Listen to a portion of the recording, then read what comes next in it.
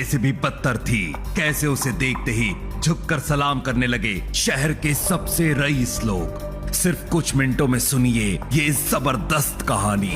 आहान, ये मेरी सहेली का सैंडल टूट गया है, जरा इसको बनवा कर लाना। यामिनी, ये तो तेरा दामाद है ना, शनाया का हस्बैंड, तो फिर इसे नौकरों जैसा काम क्यों करा रही है? इसे नौकर ही समझो, ऐसे गरीब फटीचर की यही औकात है। अपनी सासू माँ के मुंह से अपने लिए ऐसी बातें सुनकर आहान का दिल दुखी हो जाता है, लेकिन उसे ऐसी बातें रोज सुनने की आदत सी हो गई थी। माँ जी, मैं आपकी भतीजी शगुन की ज्वेलरी लेने जा रहा था। Shut up! दोबारा अपनी गंदी जुबान से माँ जी मत बोलना। यामिनी, जब इससे इतनी नफरत थी तो फिर अपनी बेटी शनाया की शादी क्यों की इससे? ये सवाल मुझसे नहीं, मेरे जीनियस हस्बैंड से पूछना। आहान कहने के लिए तो गिल फैमिली का दामाद था, लेकिन इज्जत एक भिखारी से भी बदतर थी। आहान की बेइज्जती सिर्फ उसकी सास या साली ही नहीं, बल्कि उसकी बीवी शनाया भी करती थी। वो आहान को बेइज्जत करने का कोई भी मौका नहीं छोड़ती थी। एक दिन शनाया अपने कमरे में बैठ फोन चला रही थी कि उसकी नजर मर्सिडीज में घूम रही उसकी कजिन पर पड़ी और वो कहने लगी, यार इनके मजे हैं, काश मुझे भी कभी इतनी महंगी और लग्जूरियस कार में घूमने का मौका मिलता। शनाया इतना कह ही रही थी कि तभी उसकी नजर ऑफिस के लिए जा रहे आहान पर पड़ती है, जिसे देख वो कहने लगती है, पर मेरी ऐसी किस्मत कहाँ, न जाने क्या सोचकर मेरे पापा ने मेरी शादी इस 9 to 5 जॉब करने वाले आहान से कर दी, और मेरी फूटी किस्मत कि मैंने उस दिन अपने पापा की बातों में आकर शादी के लिए हाँ भी कर दिया। ये सुनकर आहान को बहुत बुरा लगा और वो वहीं खड़ा रहकर कुछ सोचता रहा और फिर तुरंत ऑफिस के लिए निकल गया। आहान रायजादा, ऐसा वजनदार नाम मानो इंडिया के टॉप बिजनेस फैमिलीज में से किसी एक का वारिस हो, मगर हम जिस आहान रायजादा की बात कर रहे हैं उसके कतरे कतरे से बेबसी झांक रही है। आहान एक करोड़पति बिजनेस फैमिली का दामाद तो जरूर है, मगर उसकी हालत पर घर के नौकर भी कहते थे, कुछ पैसे चाहिए तो बता देना, तुम्हारी गरीबी देखी नहीं जाती। आहान ऑफिस की जगह कार के शोरूम पहुंच जाता है। मुझे इस शोरूम की सबसे महंगी कार बेंज दिखाओ। क्या भाई मजाक कर रहे हो? तुम्हें देखकर तो ऐसा लग रहा है जैसे तुम साइकिल भी इंस्टॉलमेंट पर लोगे। पता भी है कैसी दिखती है बेंज। ये लो मेरा कार्ड और वो कार तुरंत इस पते पर भेज दो। इतना सुनकर उस सेल्समैन के हाव भाव बदलने लगे और वो आहान को नजर उठाकर पूरी तरह से एक बार देखता है, और जैसे ही उसने कार्ड स्वाइप करने के लिए हाथ आगे बढ़ाया तो उसकी नजर उस कार्ड पर लिखे उस नाम पर पड़ी, जिसे देखकर वो पूरी तरह पसीने में भीग गया और कांपती आवाज में कहने लगा, आहान सर आप यहाँ? तो आखिर पहचान ही गए तुम मुझे। हाँ, मैं ही हूँ Aahan Singh Raizada, Raizada group of companies का मालिक। और इतना कहकर आहान वहाँ से चला जाता है। आखिर कौन था ये आहान सिंह रायजादा और क्यों वो इतनी सिंपल जिंदगी जी रहा था? क्या होगा जब शनाया को पता चलेगा आहान की सच्चाई का? आखिर क्यों करवाई शनाया के पापा ने आहान से उसकी शादी, और क्या वो जानते थे आहान की सच्चाई? खैर, इन सवालों के जवाब आगे मिलेंगे आपको। कार के शोरूम से आहान जैसे ही ऑफिस पहुँचा तो उसने मोबाइल स्क्रीन पर देखा तो शगुन का फोन था। उसे देखते ही आहान के सारे सपने छू मंतर हो गए। शगुन आहान की बीवी शनाया की कजिन थी, जो हमेशा ही आहान को नीचा दिखाने की कोशिश करती थी। मोबाइल की तरफ देखकर आहान ने बुरा सा मुंह बनाया और फिर कुछ सोचकर फोन उठा लिया। तभी दूसरी तरफ से आवाज आई, क्या बात है जीजा जी, फोन नहीं उठा रहे आप? नहीं शगुन, मैं। तभी शगुन उसकी बात काटते हुए बोली, खैर वो सब छोड़ो, मेरा एक काम है। साहू ज्वेलर्स पर मेरा एक नेकलेस पड़ा हुआ है, मैंने उसके मालिक को फोन कर दिया है। वो नेकलेस लेकर आप प्लीज मेरे घर पर आ जाइए।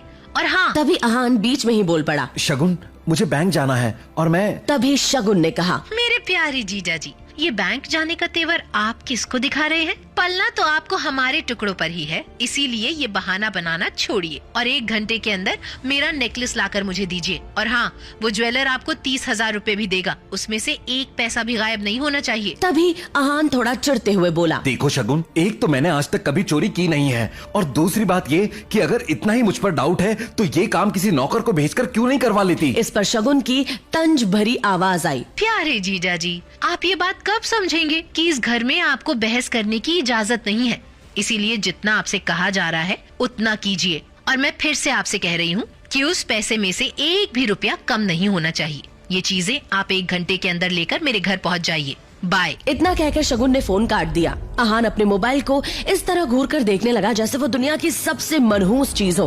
खैर, ऑफिस से आधे दिन की छुट्टी लेकर आहान ज्वेलर के यहाँ गया और फिर शगुन का नेकलेस लेकर वापस घर आ गया। लेकिन यहाँ तो अहान के लिए एक नई मुसीबत इंतजार कर रही थी। वो जैसे ही घर में घुसा, उसने सामने देखा तो उसकी सास यामिनी गिल अपनी कुछ सहेलियों के साथ रम्मी पार्टी में व्यस्त थी। तभी यामिनी जी की एक सहेली ने अपनी सैंडल की तरफ देखकर कहा, देखो न यामिनी, आज तुम्हारे यहाँ आते वक्त मेरी सैंडल का स्ट्रिप टूट गया।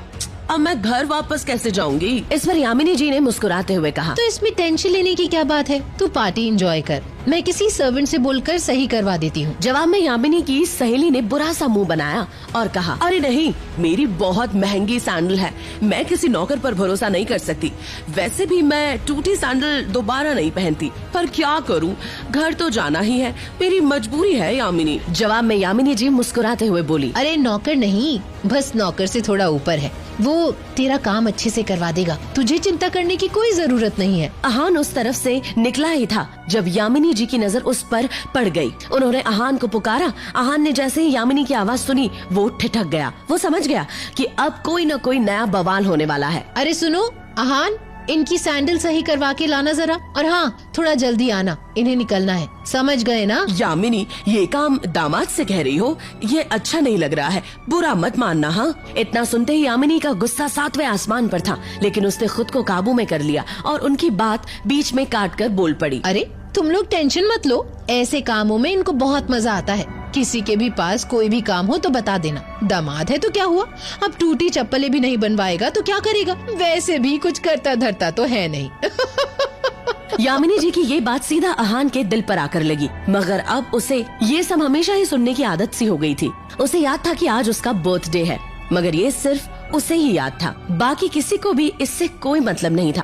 तभी अहान ने यामिनी जी से कहना चाहा, मगर अभी मैं शगुन के काम से। अहान अपनी बात पूरी भी नहीं कर पाया था कि यामिनी जी ने आंखें दिखाते हुए कहा, बहस नहीं, जल्दी से काम खत्म करके आओ, जुबान ज्यादा चलने लगी है तुम्हारी। वो दामाद हो तो थोड़ी इज्जत दे रही हूँ, भिखारी कहीं का। पता नहीं शनाया भी अपने नसीब में क्या लिखवा कर आई है जो उसे ऐसा निठल्ला पति मिला है। यामिनी जी ने जैसे ही अपनी बात पूरी की, उनकी सहेली ने अहान को उसकी टूटी हुई सैंडल की स्ट्रिप दिखाकर कहा, बस ये वाली सही करवा के लाना, और देखना अच्छी दुकान पर जाना, बहुत महंगी है ये सैंडल, समझ गए ना? इतना कहते हुए उसने अहान का हाथ उठाकर सैंडल उसके हाथ में पकड़ा दी। अहान सर झुकाए उस सैंडल की तरफ देखने लगा। न चाहते हुए भी अहान को ये काम करना पड़ रहा था। उसे जाते देख यामिनी की बाकी 2 सहेलियों ने भी अपने अपने काम पकड़ा दिए। अहान सबकी बातें सुनता रहा और फिर सामने लगी शनाया की तस्वीर देखकर मन में ही बोला, इतनी बेइज्जती के बाद भी अगर मैं इस घर में टिका हुआ हूँ तो सिर्फ इसलिए शनाया क्योंकि मैं आपको खोना नहीं चाहता। आई लव यू, लेकिन ये सब भी अब ज्यादा दिन नहीं चलने दूंगा मैं। इतना कहकर अहान बाहर आ गया। वो अपनी बाइक लेकर निकला ही था कि तभी रास्ते में उसके मोबाइल पर उसकी बीवी शनाया का मैसेज आया।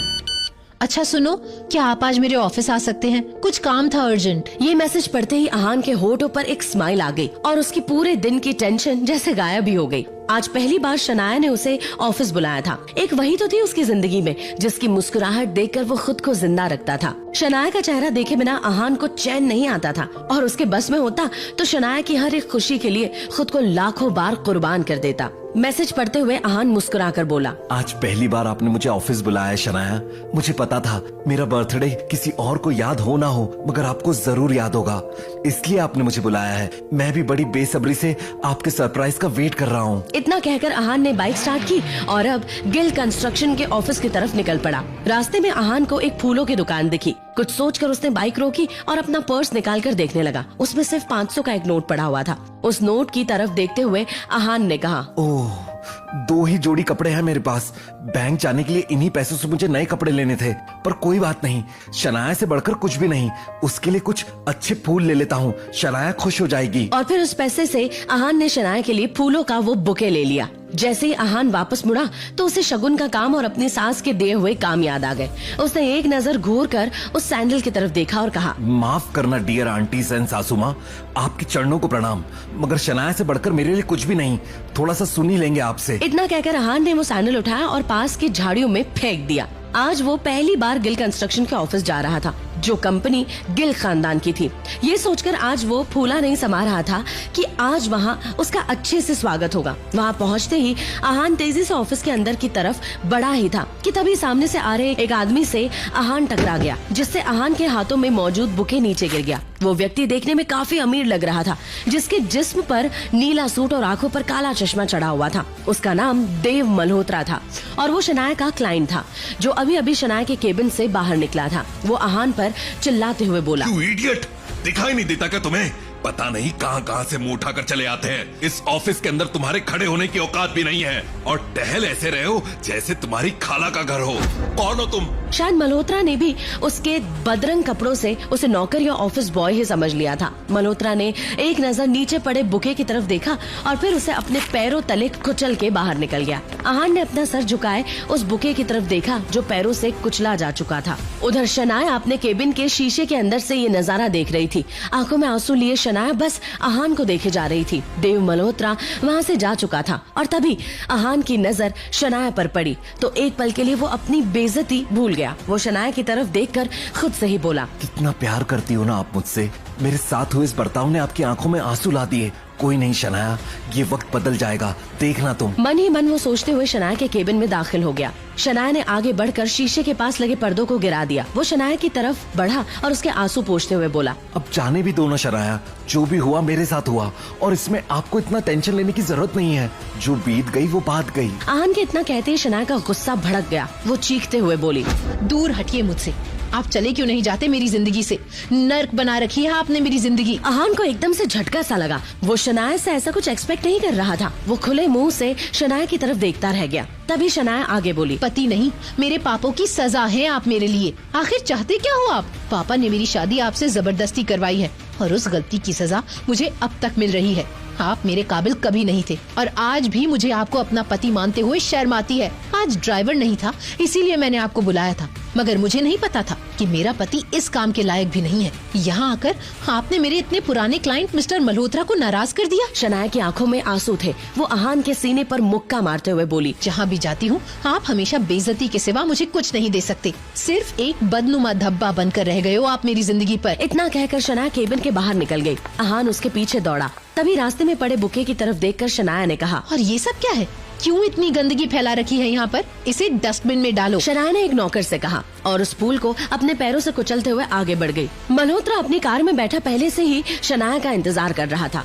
फिर आहान के सामने ही शनाया अपने क्लाइंट मल्होत्रा के कार में बैठी और बिजनेस के सिलसिले में वहाँ से जा चुकी थी। आहान ने एक नजर अपनी बाइक की तरफ देखा, वही खटारा बाइक जो अब आहान की जिंदगी का हिस्सा बन चुकी थी। आंखों में आंसू लिए आहान खुद से ही बोला, कोई बात नहीं शनाया, मुझे पता है आप गलत नहीं हो, बस मेरे हालात गलत है, मगर मुझे यकीन है कि एक ना एक दिन आप मुझे जरूर समझोगी। मैं आपको दुनिया की सारी खुशियां ला कर दूंगा।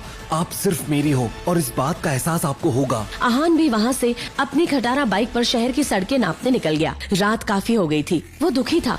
तभी अचानक ही आहान का मोबाइल बज उठा। उसने स्क्रीन पर देखा तो यामिनी जी का फोन था। फोन उठाते ही दूसरी तरफ से आवाज आई, कहाँ रह गए थे तुम? तुम्हें पता है कि तुम्हारी वजह से मेरी सहेलियों के सामने कितनी बेइज्जती हुई है और ऊपर से तुम्हारा फोन भी नहीं लग रहा था। फिर मुझे वापस अपने घर आना पड़ा। कहाँ थे इतनी देर तक? आहान का एक तो आज बर्थडे था, ऊपर से आज उसे सारे दिन उसके ससुराल में बेइज्जत किया जा रहा था। उसे थोड़ी सी पी रखी थी। यामिनी जी का सवाल सुनकर आहान ने थोड़ा लड़खड़ाती जुबान में कहा, माँ जी, वो मैं शनाया को लेने चला गया था। उसका फोन दो उसे, उसका फोन भी नहीं लग रहा। इतना सुनते ही आहान का सारा नशा गायब हो गया। वो चौंक कर अपनी सास यामिनी जी से बोला, मगर शनाया मेरे साथ यहाँ नहीं आई। पर अभी तो तुमने कहा कि तुम उसे लेने गए थे। हाँ, मगर वो अपने किसी क्लाइंट के साथ चली गई थी। आहान का इतना ही कहना था कि तभी यामिनी जी उस पर चिल्लाते हुए बोली, रात होने को आई है और तुम कह रहे हो कि शनाया अपने किसी क्लाइंट के साथ है?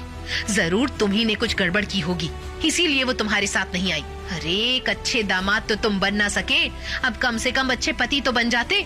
ढूंढो उसे जाकर, कहाँ है वो? और मुझे 1 घंटे के अंदर शनाया घर में चाहिए। इतना कहकर यामिनी जी ने फोन काट दिया। आहान ने शनाया का नंबर डायल किया तो वो नहीं लग रहा था। अब सच में उसे शनाया की फिक्र होने लगी। आहान के बारे में भले ही मल्होत्रा को नहीं पता था, मगर आहान देव मल्होत्रा के बारे में कई बार शनाया के मुंह से सुन चुका था कि मल्होत्रा उसका पुराना क्लाइंट है और उसका एक नाइट क्लब भी है। आहान ने क्लब के सामने ले जाकर अपनी बाइक रोक दी और फिर अंदर दाखिल हो गया। अंदर बेहद ही शोर शराबा था और लोग शराब पीकर नाच रहे थे। आहान ने चारों तरफ नजरें दौड़ाई, मगर शनाया उसे कहीं भी नजर नहीं आई। कुछ सोचते हुए आहान क्लब के मैनेजर की तरफ बढ़ा ही था कि तभी बगल के कमरे से उसे शनाया की आवाज सुनाई दी।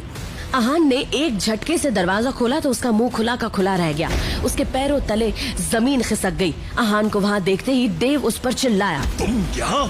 तुम्हारी हिम्मत कैसे हुई यहाँ आने की? क्या देखा आहान ने कमरे के अंदर, जिसने उसके होश उड़ा दिए। क्या देखा आहान ने उस कमरे के अंदर? क्या शनाया अपने पति आहान की जगह उस देव मल्होत्रा से प्यार करती थी? क्या शनाया अपनी मर्जी से देव मल्होत्रा के साथ आई थी या थी कोई मजबूरी? अब क्या करेगा आहान?